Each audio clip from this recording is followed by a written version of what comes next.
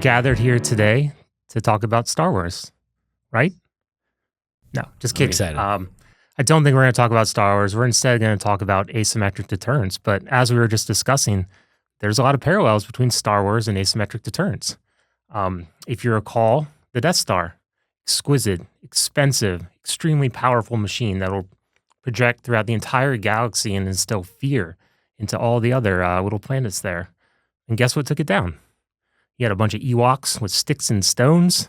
There was a Wookiee with a crossbow, and I think we might have even had an X-Wing or two essentially held together with duct tape. So what's the story here? The story here is if you have thousands of disparate solutions working together in coordination, they can perhaps take out these extremely exquisite systems. And that's asymmetric deterrence in a nutshell. Now, what I'm not saying is that the United States is some evil empire. But what I am saying is we do not want to go the way of the Death Star, and we want to make sure our defense systems project the power we expect them to, such that we can deter all future conflict. Really, the future of conflict demands a shift towards a scalable, asymmetric deterrence set of systems that complement traditional defense strategies that are leveraging innovative manufacturing, cross-platform compatibility, and flexible autonomy to enhance presence, responsiveness, and resilience in confronting evolving threats. Welcome to IQT Explains, a series on the IQT Podcast network where we explore global technology trends and their impact on national security and commercial innovation to provide you, our listeners, insights and unique perspectives. I'm Kevin Schaeffer, your guest host for today's podcast. In this edition, we'll dive into the paradoxical topic of asymmetric deterrence and how it fits into the future of conflict. I'm fortunate enough today to be joined by two of my esteemed colleagues. So first, and I don't want to get this wrong, so I am going to read it. I have Kevin Wepasnick from my team. Yes, you did have to come today, but thank you for coming. Kevin is a senior technology architect with the Advanced Systems practice, where he focuses on power systems and the autonomy that goes into robotic systems. Prior to IQT, he came with a wealth of experience, mostly focusing on power system design through previous work developing custom lithium metal cells, don't know what that means, thermal designs, and prototype batteries. Most important today, in his spare time, Kevin is an avid drone pilot enthusiast. So he builds and flies his own first-person view, we might say FPV down the road, drone system. So welcome, Kevin. Thank you for having me, Kevin, even if I was somewhat voluntold to be here. Well, and additionally, partially because HR said we were not allowed to have a podcast with only Kevins, but more importantly, because he has a great perspective bringing to the table, we have Sameer Punyani from our growth partnerships team. And again, apologize for reading, but Sameer has extensive experience at DoD, that's the Department of Defense, particularly focused on policy and strategy related to special operations forces, counterterrorism, and the defense intelligence and security enterprises. His time at the Pentagon included stints as Chief of Staff to the Undersecretary of Defense for Intelligence and Security, Chief of Staff in the Irregular Warfare and Counterterrorism Policy Office, and as a Defense Fellow in the immediate Office of Secretaries of Defense, Chuck Hagel and Ash Carter, among other roles. Welcome, Sameer. Hopefully I didn't mess anything up there. Not at all, and I'm just, hopefully I'll end up today as an honorary Kevin. So you're the person that speaks DoD today. That is not us. Yeah. All right, so let's get into it. So earlier I mentioned that asymmetric deterrence is a bit of a paradox. So to understand it, I think I'll quickly walk through something that's perhaps a little bit more familiar to the audience, asymmetric warfare. So when we talk asymmetric warfare, we're referring to conflict where we have one side leveraging usually unconventional strategies. So think of IEDs, guerrilla tactics, maybe even cyber sabotage, most recently drone swarms, to offset a more conventionally powerful adversary. What we like to say is not about using what you have, not necessarily what's better, but it's using whatever to create a disproportionate pressure.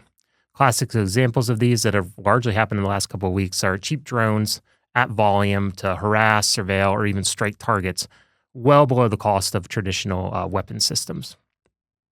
So with asymmetric deterrence, we're flipping the logic of deterrence. Rather than relying on a few pristine systems to deter through pure dominance, we're suggesting that deterrence can also be created through scale, persistence, and cost imposition. It's not about having the most advanced tool, but having enough tools in enough places all the time, such that your adversary has to constantly respond, reposition, or second guess. These are low cost, high scale, and often low effect platforms. Systems that might not succeed every time, but in the aggregate, the effect is powerful. The deterrence isn't the threat of annihilation, it's the certainty of this constant friction. So, lastly, before we get into our discussion, I just wanted to give some examples because we've introduced the concept of the asymmetric deterrence spectrum. So, I'll set aside nuclear weapons, but we'll set on one extreme of the spectrums, which is a loitering munition that costs hundreds of thousands of dollars, and they're going to work most of the time, maybe 90% of the time. You can use these to take out defense nodes.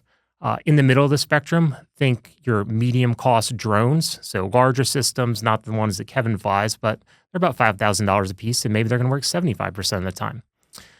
Lastly, you have the low cost systems, super cheap. Hopefully you have them in the thousands, if not hundreds of thousands.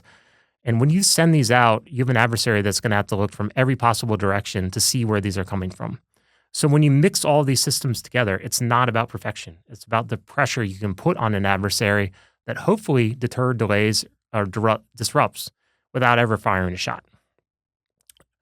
This is our perspective at IQT on what we see as the changing nature of conflict, but we don't want to have a perspective in a vacuum. So that's why we've invited two of our guests here today within IQT to offer their perspective on what headwinds this shift is going to encounter and where other challenges they might be. So first, I wanted to turn to Kevin. In some blogs, we recently introduced the concept of these low-cost, high-volume systems, and that the idea that's a little bit weird that they don't have to work all the time, because ultimately what matters is in totality, are they doing it? From your vantage point, where you're assessing technology as a technology architect, especially talking about battery supply chain, power systems, what are the biggest technical or manufacturing challenges to scale these systems? So when we say scale, we're talking about creation of these at volume over a reasonable amount of time such that in the event a conflict comes up, we have the right systems in place. Right. Great question. I think one of the biggest things we're seeing here in the U.S. manufacturing ecosystem in general, when it comes to manufacturing, is that we don't do scale well, right? There's a lot of expertise built into making things that are custom, designed for, tens to hundreds to maybe thousands. But when it comes time to scale up to tens of thousands, hundreds of thousands, we sort of miss the mark on really being able to build out capabilities in those areas. Some of those reasons are focused around the fact that we've had sort of an export of all of our scaled manufacturing. Mm-hmm. There's not scaled manufacturing here in the U.S. like there used to be or could have been. So what happens is we have to come up with, not basically starting from scratch, but coming up from relearning those skills and techniques that are going to get us building more things more rapidly. So for example, we'll take the 18650 battery cell. So that's sort of a standard lithium-ion battery cell. It's about yay big. That's like a AA battery, kind of, right? A little bit bigger than a AA battery, not as fat as a C battery, right? Somewhere in that neighborhood. But they're really effective batteries. They tend to have high capacity. They're kind of the gold standard of what you're going to use as a consumer. So I checked this just before the start of the podcast. Go online, see if I can find a U.S.-made 18650 cell in the United States. As a consumer, I cannot buy that cell. That cell does not exist for me. Yes, there are companies that are out there that do make them, that do exist, but otherwise I'm buying a Japanese cell, a South Korean cell, a Chinese cell of an 18650. And so before I go to Sameer, so with our unique position in IQT at the intersection of venture and startups, is this something that a startup can actually solve?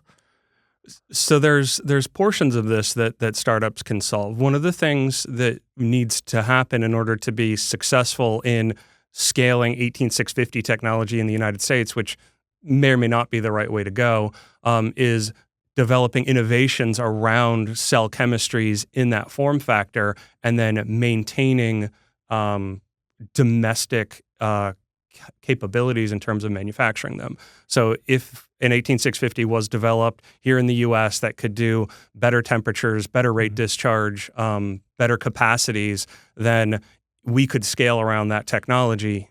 Is there anything else other than the power systems that you think is holding us back? There's plenty of things. There's a laundry list. My big three are always batteries, motors, and microelectronics, right? Those are three things that we've outsourced and have not maybe we'll come successfully back to reshored. you on that. We really appreciate you powering the first part of this discussion. But moving on to Sameer. So you had, as we mentioned, you had a pretty good background at DoD, working across irregular warfare, some sensitive activities. How do you think this idea of asymmetric deterrence, particularly this low cost, low effect, which might be a little bit counter to the way DoD thinks of things, fits with existing doctrine and planning? Sure. So on the doctrine side, well, doctrine and planning and policy kind of more broadly, I think, low cost, high volume, and sort of adoption of new technology is always the kind of space that special operations forces, counterterrorism forces are more comfortable playing in than conventional forces. So when I think about the broader ecosystem of differences in policy and doctrine, training, approaches, force structure, force design, in the special operations community, they're always going to be a little bit faster than the conventional forces more generally, right? So like I was saying about special operations forces, right, a little bit better with early adoption of these kind of technologies. There is, I would think, maybe a little bit more to go when it comes from rhetoric to action in some of these things, right? You see the Special Operations Commander, SOCOM Commander General Fenton talking about integration of UAVs and other kinds of technologies, right? Low cost technologies, high volume, and I don't know that folks in DoD would use the term low effect like we did in the podcast series, although I think it's a very important concept to kind of get into. But rhetoric from congressional testimony and big speeches from the civilian secretary leadership and the SOCOM commander to actually flowing down, I think is still a little bit remains to be seen, or at least not in the sense where they're talking about it in terms of asymmetric deterrence. So it's a long way of saying a lot of these technologies I think are interesting. And parts of the special operations community continue to lead the way a little bit more so than the conventional forces, but a wholesale change of force structure, force design, how we're training and how we're developing policies around this across the department, I think still remains to be seen. So let me pull on that further. So Kevin did a good job of illustrating what the challenges are, but even in the event we're able to shift to this new way of doing things, does the U.S. actually have a framework in place where we can pose ourselves as a credible threat using these types of technologies? What are your thoughts there? That's it's a newer area, right? You had the Star Wars analogy at the top. I'm going to throw out another movie reference from the early 2000s, 13 Days, which was a really good movie about the Cuban Missile Crisis. And I'm going to tell a story, but come back to the ability to signal when it comes to new technologies and new kind of policy and doctrine. I just watched it recently. In the movie, there's a naval admiral on the phone with a warship that he orders them to fire flares over a Soviet ship. And he makes the distinction of we're firing over the ship, not at the ship. And in his mind, it's to demonstrate we have the capability to hold at risk your forces. There's a civilian in the war room with him when he's on the phone who says, "Stop that firing, what are you doing?" And he's thinking that that the admiral had fired on the ship instead of firing over the ship. And the admiral thinks he's in the right. He's like, they know that what we're doing. The civilian in the room, I think it's the Secretary of Defense or Secretary of State in this movie, is like, they have no idea. The Soviets don't know the distinction. They might not see the distinction. This is President Kennedy talking to Khrushchev using a different language. And it was it's an older movie, and it's about the Cuban Missile Crisis, and it's about flares and warships. But I think it's a helpful analogy of there's a new language of what does deterrence look like when you're talking about low cost, high volume, low effect, right? Massive amounts of in the tens of thousands of drones, of UAVs and USVs. Do we have a framework? It was a long way of saying, do we have a framework for this? Is that written down? Do we have the same language internally across DoD? If it is, it's certainly not public or not widely available. And then I was going to signal to an adversary, would they see it the same way? Is a very helpful question, because I don't know if we've got a doctrinal kind of policy approach to thinking about asymmetric deterrence, what is our adversary going to think? Yeah, so maybe we don't have the framework, so that's one challenge. Another thing, kind of very similar to a framework, if we went to this system, do we have the warehouses to do this? Because what we're talking about is thousands upon thousands of systems. Do we have a place we can put them? How do we make sure that doesn't turn into a mothball? Yeah. There's an overly simplistic analogy that people say when it comes to sort of DoD policy and warfare, right? Amateurs talk strategy, professionals talk logistics, and you hit right on the head. In an Indo-Pacom conflict, right, a Taiwan scenario in 2030 or what have you, the amount of kit that we would need, the amount of stuff that the DoD, that U.S. and allied forces would need to be pre-positioned in theater already is tremendous, particularly when we're talking about some of the kinds of systems that the two Kevins explore every day in the startup community. Do we have the capability? Do we have the logistics and the planning and the sort of foresight? And is that built into some sort of planning process in the department with how we preposition those types of things? Maybe, but again, at probably more oriented towards legacy systems or legacy hardware, not necessarily as oriented towards these types of things unless there's an announcement forthcoming. Yeah, I appreciate that DoD perspective. I would like to swarm the conversation to Kevin W. That is a drone joke for this. It's keeping track at home. But wanted to talk about UAVs. And when we say UAV, we mean unmanned aerial vehicle. When we say USV, we mean unmanned surface vehicle. So usually when we're saying U, we mean unmanned. But if we solved all the challenges that Sameer alluded to, can we make all these systems interoperable in a way that's meaningful? So it doesn't do us any good if we have thousands upon thousands of systems, but each one of them has thousands upon thousands of interfaces. Is there an argument for modularity here? Is there value in that? And how do we do that? Yeah, and I think that's a fantastic point, right? What's the point of having 1,000 drone ships if you need 1,000 captains for each of those drone ships, or 10,000 drones if you need 10,000 pilots? So there's a really good case for making either a one-to-many control structure where you have one person in charge of multiple assets on the water or air, or in other cases where you actually have command directives given to a group of vehicles and have them plan the best routes and choices on what to do, right? Sort of that human over the loop where they're giving the ideas and they're making sure that the humans in this case are making sure that the vehicles are performing the way they're supposed to, but allowing those machines to do that. Because earlier you talked about the 18650 batteries, and I mentioned the AA batteries, but that seems very analogous. The beauty of those is if the system has it, you can just plug it in. Is that kind of what you're referring to with those command systems? Yeah, exactly. So right, there's a way to think about it where I don't know, or I don't need to know the specific details of the systems that are out at the far end of my command line. I just need to say, hey, I need this accomplished, and then self-forming, self-aggregating systems can go out and make choices on their own to do that. And so by having interoperable systems, you can achieve that. Yes, I think that's possible. There's a lot of groundwork laid in the unmanned systems capabilities in the commercial world and in the consumer world for allowing communication to drones in a way that's generic, and those modular systems can be implemented in a way that could be leveraged in that space. So speaking of modular, he's talking about the command and control, and I know you might be pushing you too far into technical land, but do you see value in a common autonomy stack? So over the various branches of the military, we're talking air, sea, space, maybe even too, land. What do you see there? So appreciate you teeing me up with yes, it's more technical and there's more PhDs around the table than poli-sci degrees. I understand that. I appreciate when you think about autonomy stack and Kevin's point earlier about sort of the ability to talk one to many when it comes from a command and control perspective, and then to your comment about sort of cross domain. Throw another DoD term at everybody. We love acronyms. Thankfully, I work at IQT now. But CJAD-C2, right? Combined Joint All Domain Command and Control. The ability to work with partners and allies and a joint force to be able to C2 command and control things across air, land, sea, maritime, space, cyber domains. Using these types of systems is going to require more advancements, or at least advancements from the commercial sector when we think about autonomy stacks that can cross domains. CJAD-C2 has been a big buzzword around the department for several years now.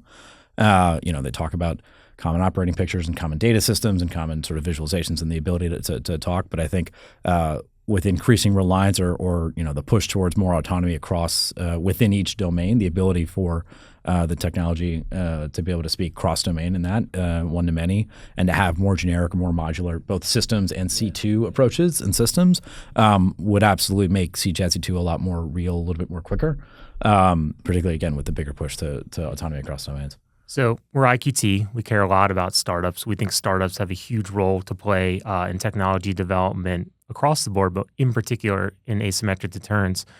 From the companies you talk to day to day, where do you think they can play a role? And we can take this beyond just the manufacturing at scale. Where do you think we have good, solid, we won't even call them defense tech companies, but asymmetric deterrence companies, and where do you think they can actually find a market fit?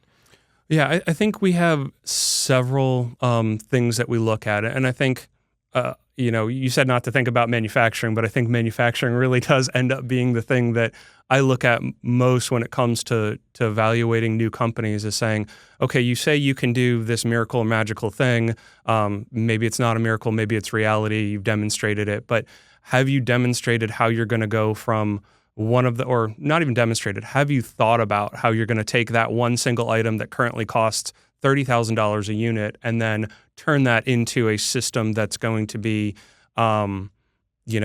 at scale, very inexpensive. So for instance, I was speaking to a company recently, and yeah, they have a $30,000 system, but what they also have is a roadmap to say, hey, if we can trigger 1,000 units, this is what the costing is, 10,000 units, 1 million units. And they could even miniaturize and scale to become a consumer product until they're at I don't know, don't quote me exactly on this, but 30 cents per unit at 1 billion units. And that's not a pipe dream. That's something that they've thought through. And so companies like that, companies who are out there thinking about, hey, here's how I change my product, leverage my core IP, miniaturize it, genericize it to the point where it's a consumer product, and then consumer markets are huge and can drive cost reductions.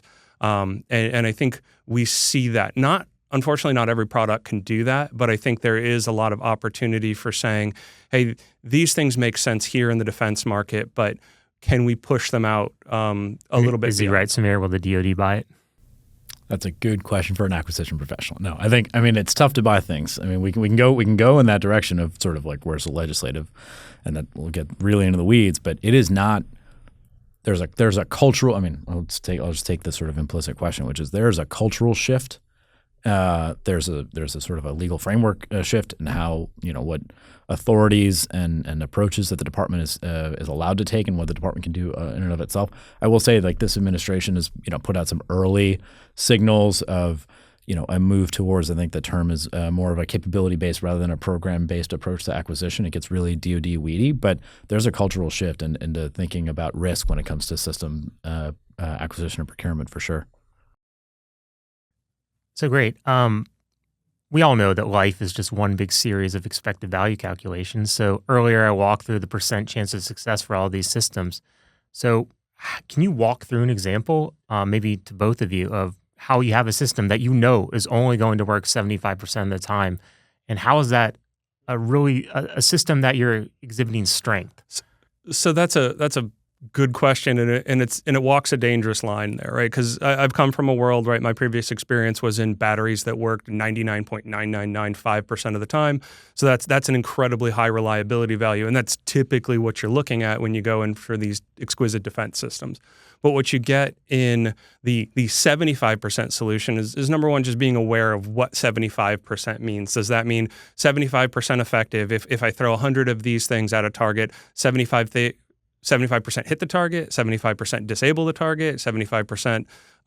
What is that failure mode? And so we have to make sure that we're being conscientious of 75% in this case just means effect on target. And it also has to be 75% across all targets, because if there's a target out there that it's 0% at, then we need to have a different solution for that one.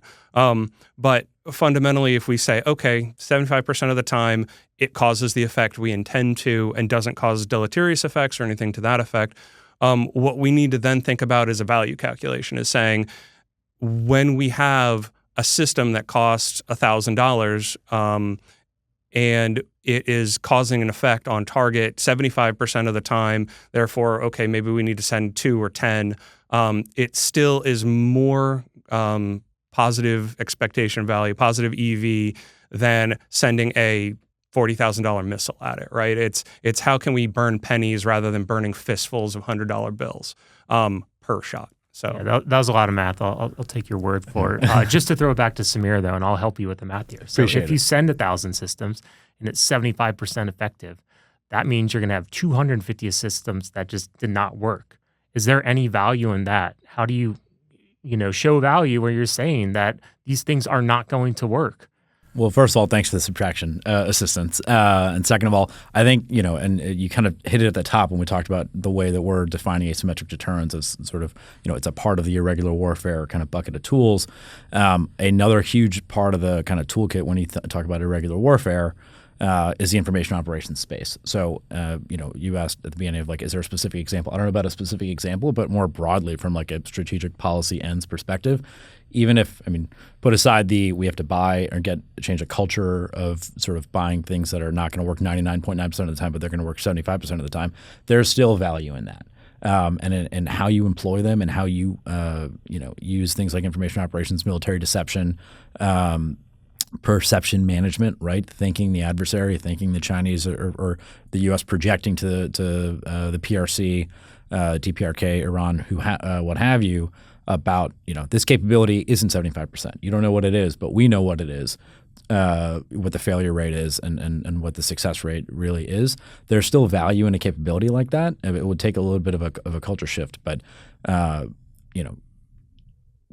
projecting a higher level of capability or higher success rate through different information operations means, but still having this kind of capability that you can bring at scale, which we've talked a little bit about. There's still tremendous value in that when you add it into the other kind of bucketed tools. So looking to the future, this is our perspective. We think it's necessary, and we think startups have a huge role to play in this shift towards asymmetric deterrence, or if someone wants to call it something else, we're perfectly okay with that too. But what happens in the United States if we do not pursue a new strategy? And I guess I'll leave that open-ended for both of you, both from the technical and policy side of things. All right, Kevin, you want to go first? Oh, cool. Put me in the hot seat. Yeah, I think the basic you look issue, really charged up to answer the question. I'm ready. Full of power. That was a battery pump. Yeah. Right. All right. So let's. Nope, that's a bad joke.